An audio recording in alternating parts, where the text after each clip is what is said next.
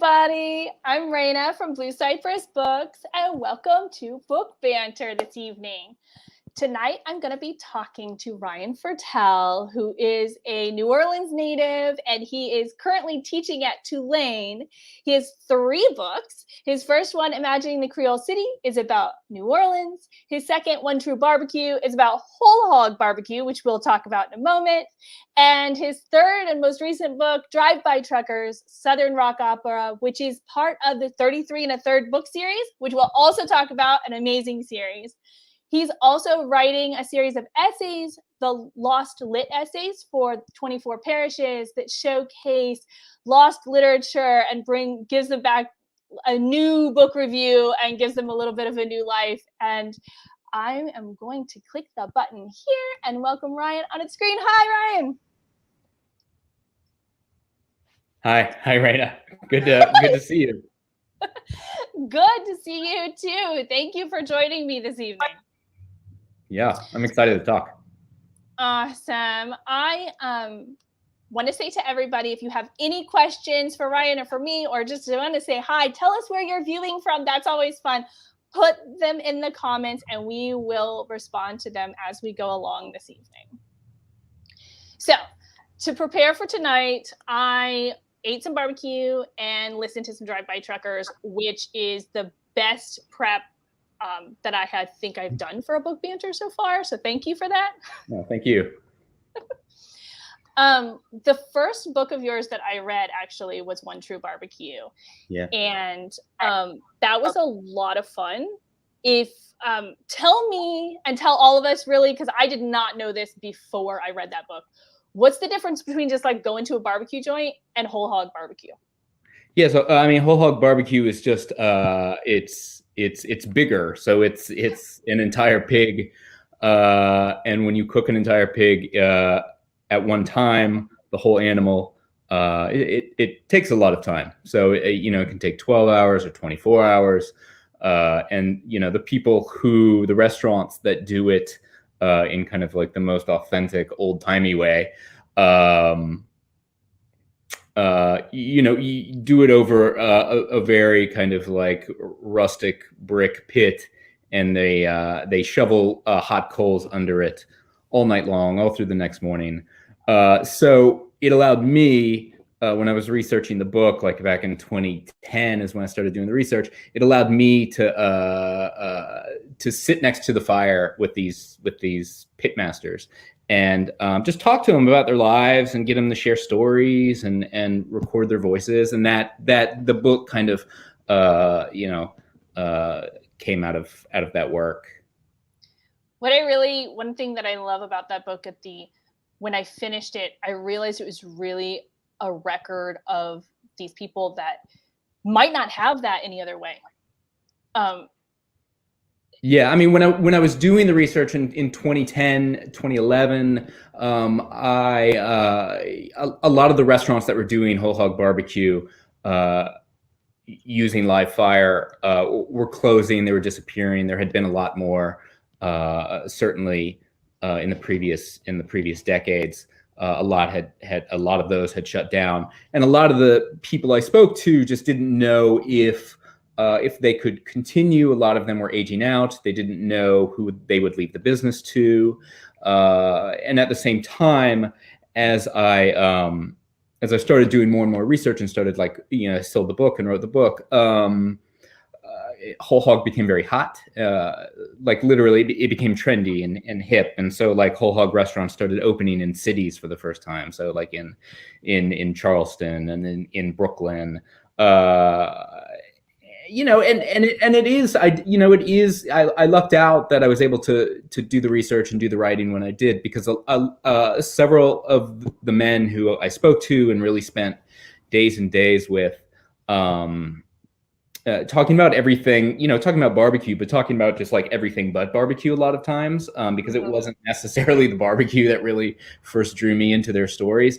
But a lot of them have passed on. And so I was lucky to be able to record their stories, to even put their names out there into the world.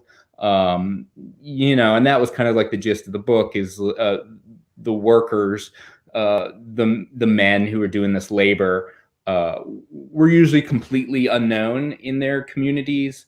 They usually didn't have a stake in the ownership of the restaurants where they worked. So I wanted to, at least give them some credit, put their names out in the world.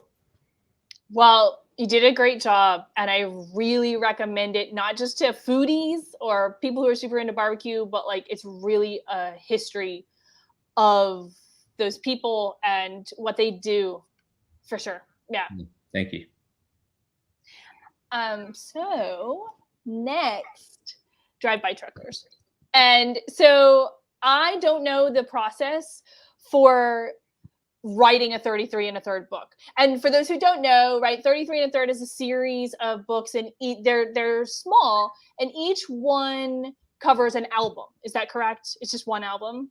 Yeah. It's just one album. Yeah. Go ahead. Yeah, I mean, it's a series that's been around, I think, since around the beginning of the century. I think it came around 2000. And I love how you said that. That is so true. But it's the first time anyone has ever said in conversation the beginning of the century and meant 2000 to me. Yeah. No, it's scary. True. No, and in the process, they come out with maybe 10 or 12 a year. I'm number 133 in the series, which is easy to remember. And basically, there's a pitch process where you write a couple chapters and you form an idea for a book dedicated to an album, and writers have done whatever has struck them as interesting. So a lot of people have done like song by song analyses of albums, or like how an album was made, or a couple people have been inspired to like write novels based on albums. I wanted to, I was listening to the Southern Rock Opera, which is this double disc like rock opera by the Drive-By Truckers, when I was doing my last leg of research for the barbecue book. And I had seen the Drive-By Truckers in concert. I had, my stepfather had made a mixtape for me. I was very aware of them. I wasn't like a great fan of the band, but I heard this album and I thought, it really jived with like a lot of my interests. And that's like, Southern identity and, race and culture in the South. And this is, and death. There's a lot I've been enamored with that kind of subject. And all of those are just like, really to the front on this album. And I was listening to the album. I said, oh, this would make a great 33 and a third, something I had always wanted to be a part of. And I pitched it and got lucky. They grabbed it. So it was a fun book to write. And the book like takes, I didn't want to do an analysis of like the band. I didn't want to interview the band. I didn't want to, I don't know. What I did want to do is use the album to take a road trip throughout the South, like a literal road trip. Mm-hmm. And it's easy to do that with that album. There's the album kind of like takes place in different parts of the South, and the album is about the Drive-By Truckers and them, like a fictional representation of them growing up in the South. It's also about Leonard Skinner and the complexities and complications of that band. And it was it turned out to be a fun book to write. And did you get to meet them or talk to them at all about it? I mean, the band knows that the book is out. The book came out in 2018. I've talked to Patterson Hood, the lead singer for the band, and he gave us okay. I heard the band said their quote back to me was, "It's accurate." So that's as good as I could get. I guess. Sure. Yeah. Not going to complain about that review, I guess. Yeah. Okay, so Linda has a question. If you could write about, she says any band, but obviously any other band, who would you write about if they let you write another one, or maybe write something else? Who would you want to write about? Well, I can't write another 33 and a third. I wish I could, but I mean, I would love to. People have asked us before, and I'd love to. I mean, one of my favorite bands, and really since I was a kid, has been REM. And there's no really great biography of REM, and I love REM. And I just think it's so interesting, this Southern band that maybe represented the South and became these, one of the great pop rock bands of the 90s and beyond and before. And I remain a great listener and fan of them. A decade, I guess, now, after their dissolution. And I would love to read a great biography of the band. Of REM. Yeah, so between the two of them, Drive-By Truckers and REM, like Drive-By Truckers, they put their Southern, right up front. There's no question that they are from the South. Yeah. REM's not the same. So I wonder, I mean, if you know, but sure. But I wonder from the outside looking in, do you think would people be surprised if they found out REM is from the South? If they had no idea, do you think? No, I mean, they were a Southern band, and I mean, their early albums like really incorporated Southern iconography. You can't help but like you stare at those early albums like Murmur, and they're really, I mean, they're actually, they have pictures of kudzu, overgrown, landscapes with kudzu.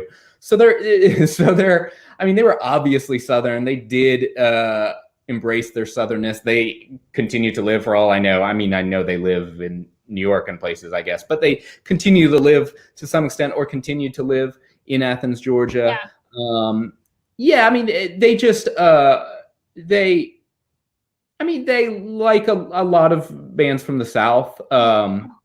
They went beyond their Southernness, their early Southernness perhaps, and became something larger, and were embraced by MTV, and not as a Southern band. Maybe at first, I've seen some old interviews, they were kind of seen as these like outcast, weird Southern kids from like an outcast, weird Southern town that is Athens, a college town. And there's a great book that really touches on this that I read last year for an essay I wrote called Cool Town. It's about Athens, Georgia, and that kind of scene in the 70s, 80s, 90s. But like once the 90s, came around, and MTV really, seized upon this band, and they became such a big hot thing. They became a global band. Right. And which, as I understand, it burned them out, and that's why they don't make music anymore. That's so sad. But we think about that, but then at the same time, like, even if it's an art that you love, that's the same job. The same band is the same job. Like writing on the exact same subject all of the time.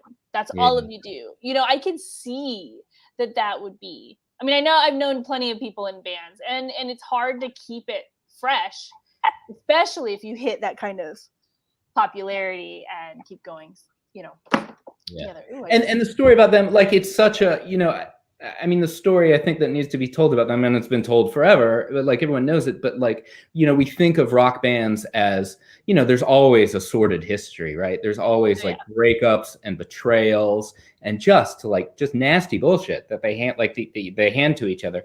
But like REM seems to have like really been four guys in love with each other the entire time and enamored with each other's company. I mean, they're the only band to like, as far as I understand, but like, they were certainly the biggest band to equally share co-writing credits for every single song. I mean, that's incredible. And when they broke up, they decided to do it together. And they haven't gone on to be a legacy act or like an old timers act. So I think that's a very special story. Yeah. I think it's a lovely little story to tell. Well, I hope one day you get to write it, because it would be very entertaining. And I know that you'd get all the good history and the tidbits. The tidbits are good. You got to get those in there. So, okay, you alluded to the beginning of the century, and then also these bands. And I think, and I don't know this for sure, but I'm pretty sure we're almost the exact same age. So, because in your most recent, I believe, well, the one you sent me, Lost Lit, and you're comparing to Confederacy of Dunces, you said that you were born just, months apart? Yeah, I'm born the same year. Yeah, so I'm born in 1980. Yeah, So me too. the same year Confederacy of Dunces is finally is published. Finally published. Yeah, my birthday's in December of 1980. So yeah, when you said that, I was like, I thought we were about the same age, because we've run into each other at bookstores and book events and stuff for like years, and this is the first time we've really gotten to sit down and talk about anything. Yeah. But I always like, okay, I know, like, we make some of the same references, and I'm like, but you're guessing, and then I read that and I was like, oh, yep, we're totally the same age.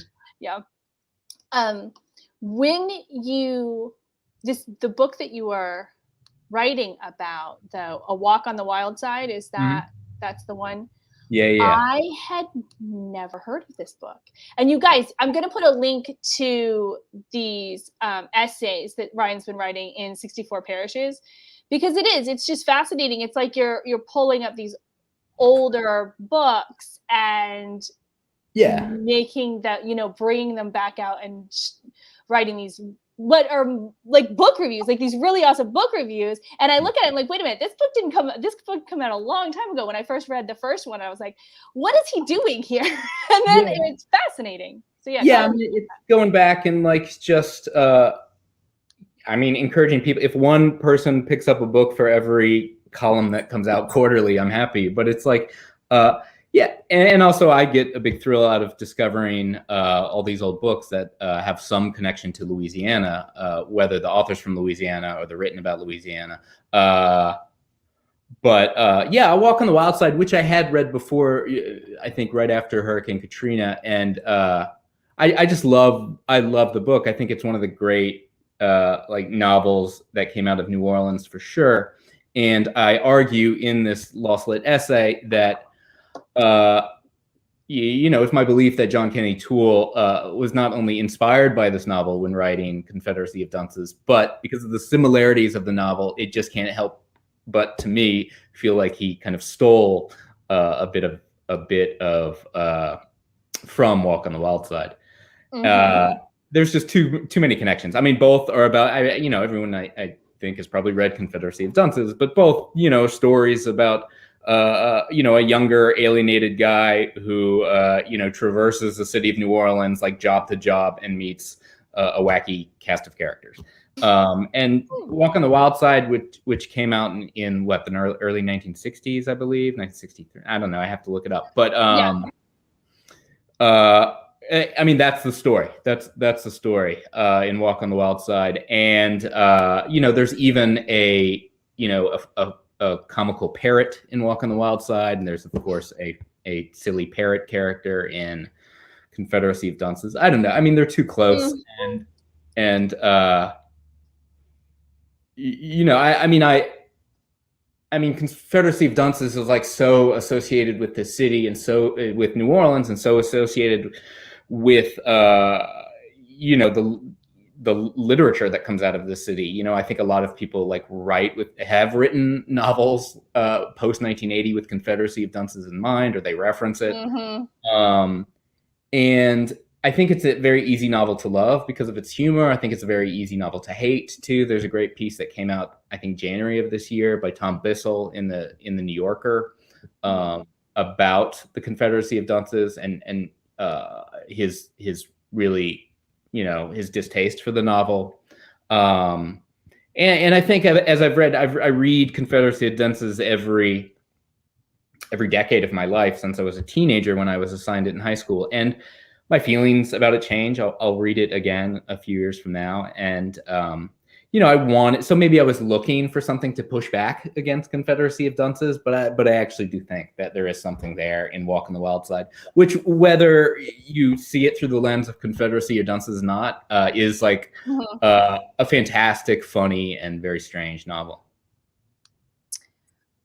Well, I am fascinated by that. The idea that, where we get our ideas from, I guess. And that John Kennedy could have been influenced by this novel makes me want to read it like even more, better, worse, not making any judgments, right? But like it makes me want to read it because I do that process of where those ideas come from, whether it's a conscious, you read this book and you go, oh, I'm going to write a book like this, or whether you read it and a decade later you're writing your own and these things just happen, these ideas, where did these ideas come from?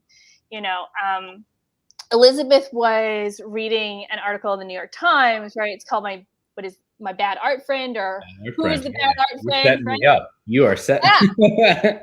And the idea of this article is kind of that idea. Where do these ideas come from? How much is okay to borrow from real life? Right. Whether in this article they're talking about writing fiction, but I think it works both ways. If you're writing fiction, you're writing nonfiction. Do you know you're borrowing it? Do you not? Is that okay? So I don't know if you write mostly nonfiction. Yeah, I write only nonfiction. Yeah, I mean, yeah. So your thoughts on that, I guess, a little bit with fiction, but also, Sure. How does that parlay into the nonfiction that you write all the time? Yeah, I mean, I knew you. I mean, you asked me before in an email to express my thoughts on Bad Art Friend, and I there's a lot of Bad Art Friend takes, and I urge everyone, if you haven't read the New York Times Magazine piece that came out, I don't know, 2-3 weeks ago, a month ago, it's fun. It's like it's titillating, and it's also kind of I mean, it's sad. It's a deeply sad, story about the dissolution of a friendship, for sure. It's scandalous. It's a good scandalous profile of a pair of writers, and I've thought about it. I don't want to say too much. I could say I did make. I love this so much. You're the first person to make an article of clothing for Book Banter. So good. Well, it's Halloween. It's Halloween, so I was inspired, and I was inspired by your question. No, I mean, look, I think what's interesting, or like your original question, is why do we care about this story besides it being like very juicy? Why has it gained so much traction out there and gotten so many tweets? And I just think we're in an age, like literary stealing. Yeah, it's a story about a writer is accusing another writer of stealing her story. Basically, that's it. And literary theft is as old as, literature, arguably. But we seem to be in an age, you asked me this question, and at first I was like, well, I don't want to test that. And then I started thinking about it, and I remembered this,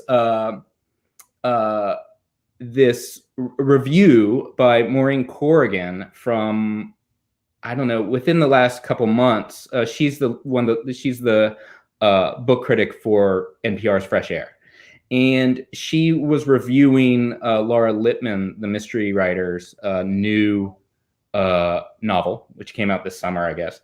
And she makes the point like that she has read, or in her like giant stack of books that have come out this year, there's 6 other books besides Laura Lippman's that all have the same plot, and that plot being someone stealing someone else's story and creating some sort of art or literary work or something out of it. So we have that. Why is that? Why is stealing? Why is writing someone else's story like part of the zeitgeist? I don't know, but it seems to be everywhere. Like there's, this is like, does it all go back to like, Trump declaring the election a theft, right? A stolen election, which he, promised long before the election ever happened. Like he kept like setting it up. So it was definitely like circulating in the air. And my boo reminded me that like, TikTok videos are all, being accused of, I don't know much about TikTok, but I heard about this, in the New York Times that, TikTok creators, there's widespread accusations of plagiarism of dances on the TikTok app, of just like straight up stealing. it just reminds me of, why is this going on? I don't know. Why is it big right now? I have to think deeper about that. I don't know. I mean, Janet Malcolm just died, and, she was one of the great essayists, and she was a nonfiction writer. She wrote for the New Yorker for decades and decades. And, one of her, probably her most famous, piece of work, piece of nonfiction work, piece of writing, was like all she did. A lot of what she did was these really beautiful and intricate profiles of all types of people. And this, in this one book, that came out, I believe, in the 80s, she talks about how the work of journalists and the work of nonfiction writers, the works of anyone who, goes up to somebody with a pad and a pen or a tape recorder, what they do, she calls morally indefensible. She says, like, whatever you do as a nonfiction writer, as a profile, as a journalist, is it's stealing a little bit of that person's life. So, it's not just fiction that can be accused of this, but it's everywhere. Why is it in the air? I don't know. There needs to be a good think piece or essay about that. But I don't know. Or we just ask our dearly departed former president. I don't know. I think for this one too, for me at least, I'm reading it, and part of it is that voyeurist gossipy part of it. Why this particular story may have been retweeted and retweeted. I mean, it's not a new idea that right.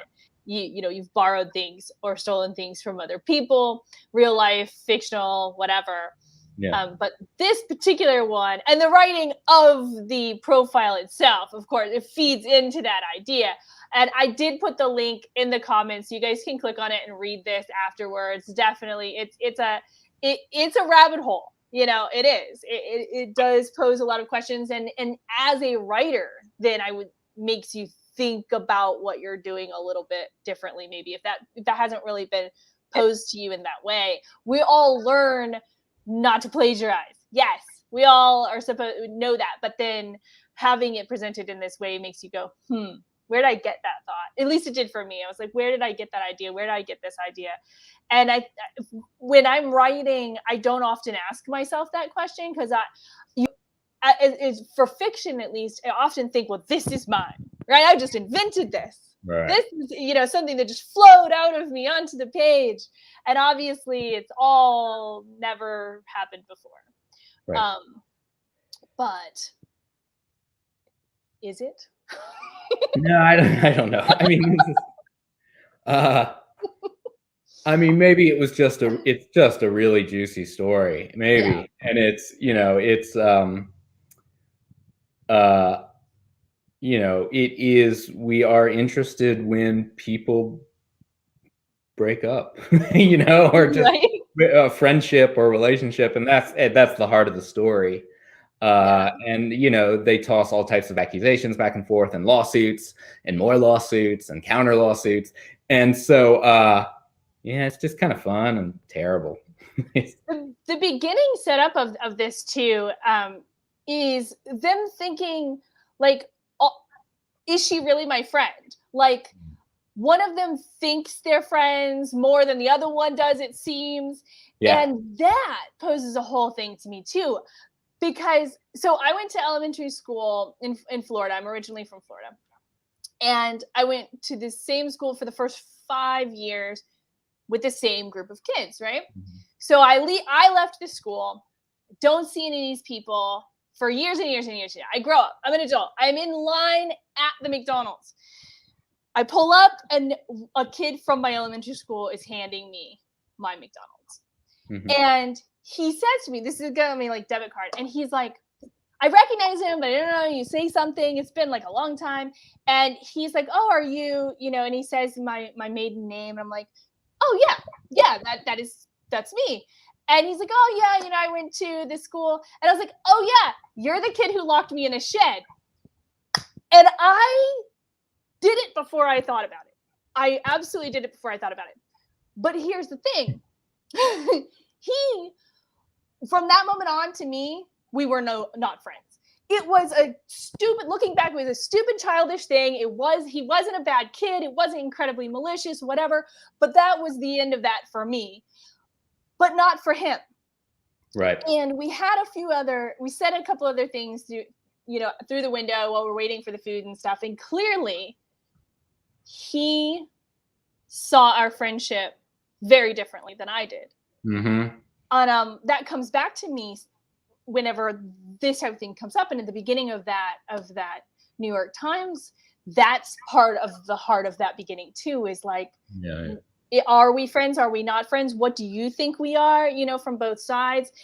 And I don't know. That's a crazy story. That's like a weird personal story or whatever, but like it happens. These things happen. You should write it. You should write a short story about it. Because that's real. That's real life. And that's like a weird thing. You could never, if I sat down to write that, I would think that's a McDonald's drive-through. Like 15 years later, no one's going to believe that. That's like the good juice of fiction. Yeah. That's real. Okay. So you are now, though, teaching at Tulane.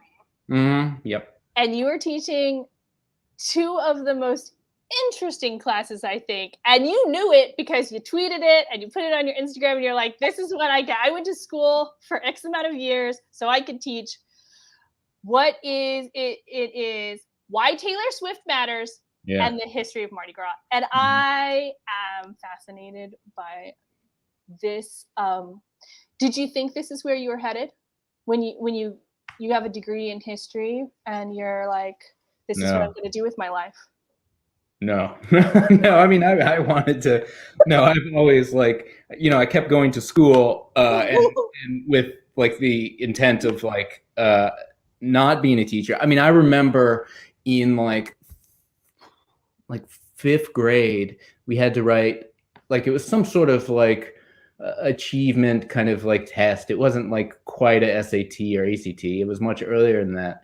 But we were very young, and I remember we had to write an essay to show like what what level we were, our writing, our ability, and it was they gave us just like the softball question, and which was like what job what job do you want in life, or what job would you never want in life? And I remember writing an essay, like we had like half an hour or whatever, and write an essay like why I would never want to be a teacher. And I just never wanted to be a teacher, but I kept, I went back to graduate school after Hurricane Katrina sent me out of the city, and then I got my PhD in history, and I didn't want to go on the job market. Like I wanted to write books instead, and I have been lucky in that endeavor. But at the same time, like I have continued to teach because I really do enjoy teaching. And so I've taught for the past 14 years or something. And Tulane, where I got my PhD, called me up this summer and was like, will you come teach some courses for us? And I was I didn't really want to.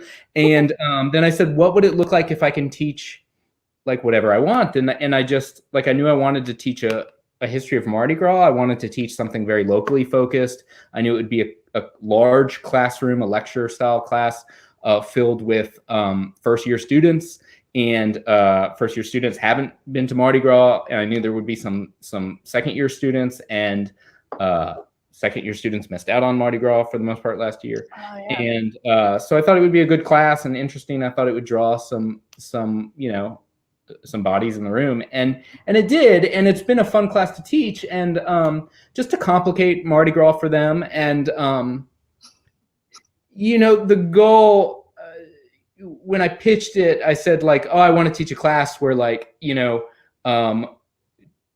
could just envision two first year dudes standing outside Fat Harry's bar room on St. Charles Avenue, watching Bacchus roll by on the Sunday before Mardi Gras, and one of them, who was in my class, nudges the other and says,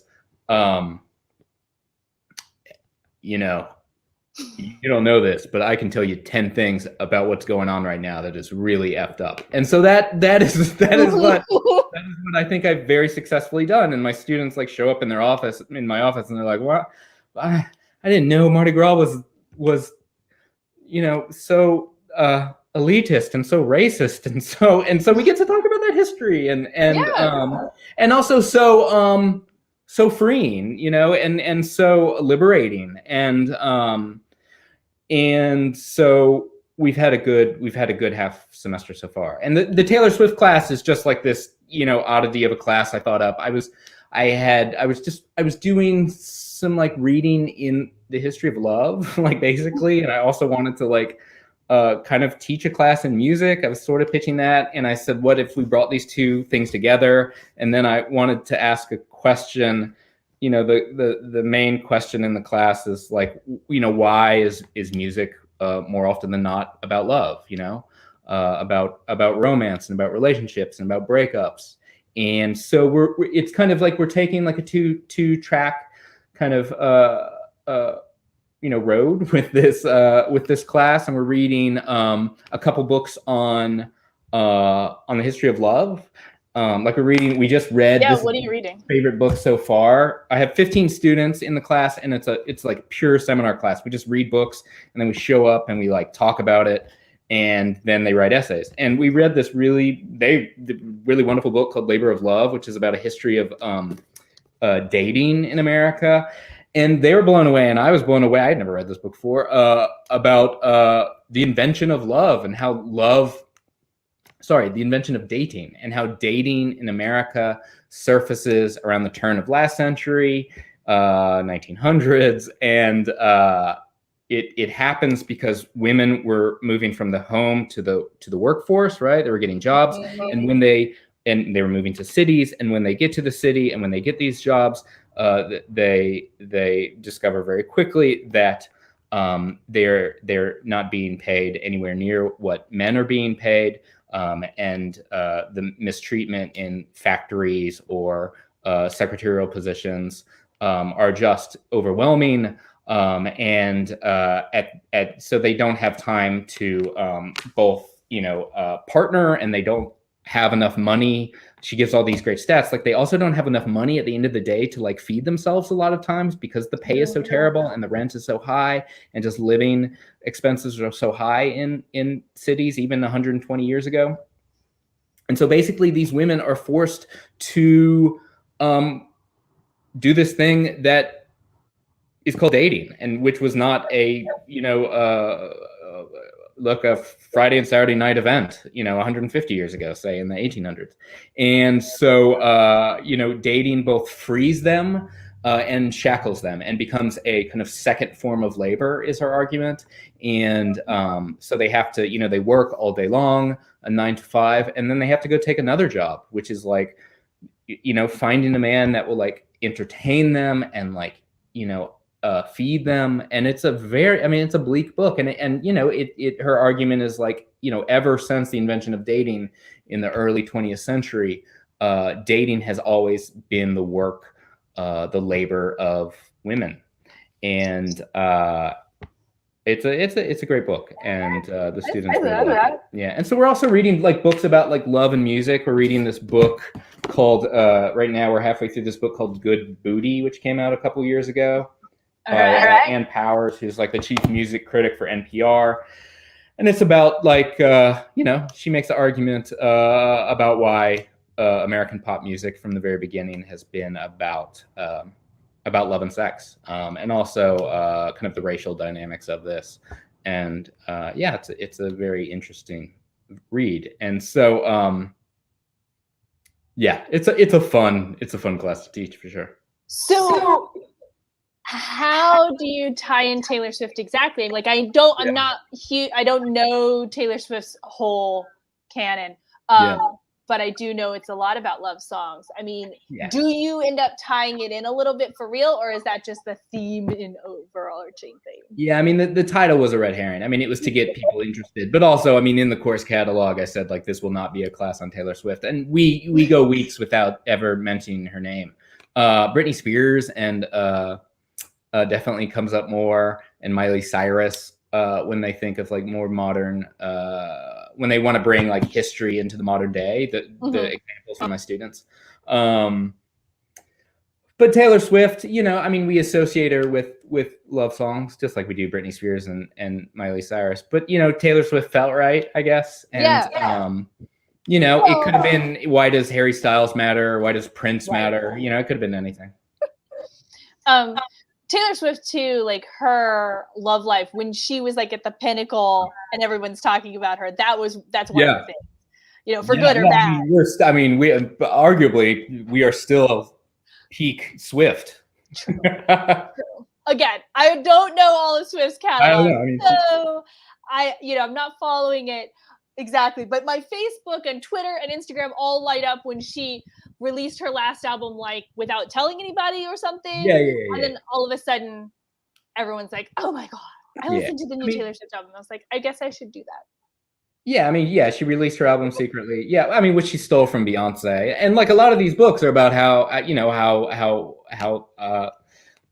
pop music has stolen from Black artists, and that's not a new argument. But that's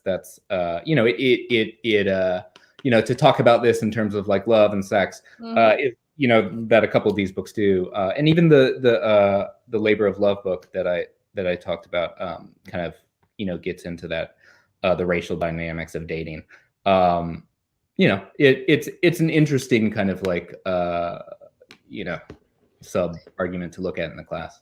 Yeah. Well, and I would imagine dating in general opened a lot of that up too, because you're talking about the Labor of Love book before this time, you're just getting together with who your family thinks you should get together with, or who lives next door, or who you really, really know, doesn't open up a lot for mixed race couples at all.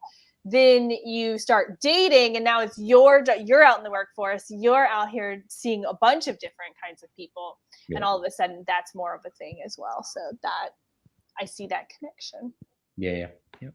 So the articles or the essays that you write for 64 Parishes, is there a book that you haven't done yet that you really want to? Oh, there's so many. I have an ever expanding list. I even found a book just a few days ago that I had never heard of, and I threw on the list. What do I want to do that I've never done? I'm just so excited. Like when the next one comes out. I'll plug what I'm writing right now, which is on Monday, and it's this book, City of Night by John Recchi. I guess I need to learn how to pronounce his last name correctly. But City of Night came out in 1963, and it's like this. It's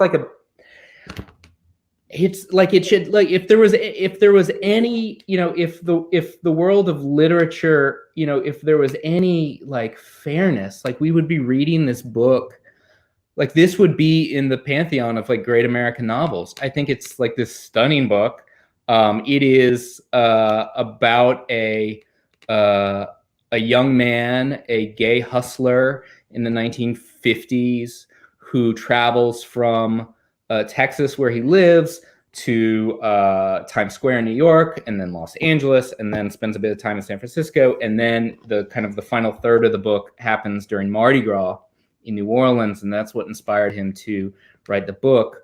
But this book, and it's it has beat tones, beat literature, tones to it. But it really inspired or engendered a whole host of hustler novels and films that came out after. So Midnight Cowboy is comes out after this book, and definitely owes a debt to this book.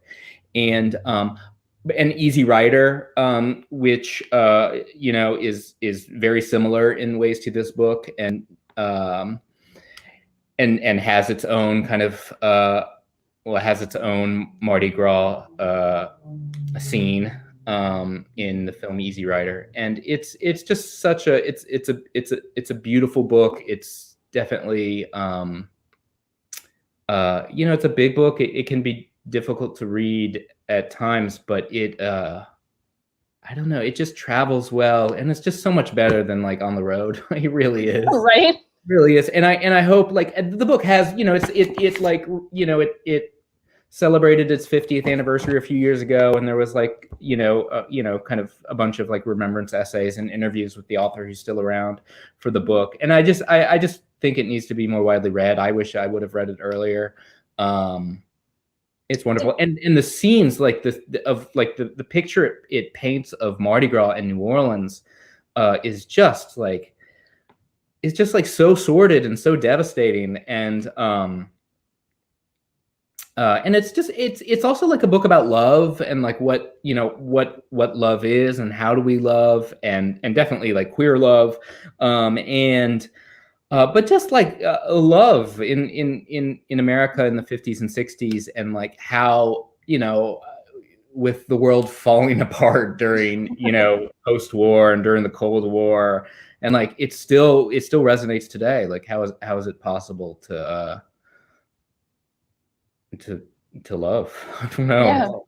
Yeah. Well, it's still in print. I just looked it up on our website and I put the link in there. So that one is still in print. You can just we can order a copy of that for sure. Yeah. I have to say that I don't know when you wrote that short essay and you told everybody you did not want to be a teacher. I don't know what you told everyone you wanted to be. Oh, I think it was either or. So I went negative. You just like, I definitely don't want to do this. Yeah. I feel, and I don't know if you feel this way, because I don't know what your dream is, but to write books forever. That's the only dream.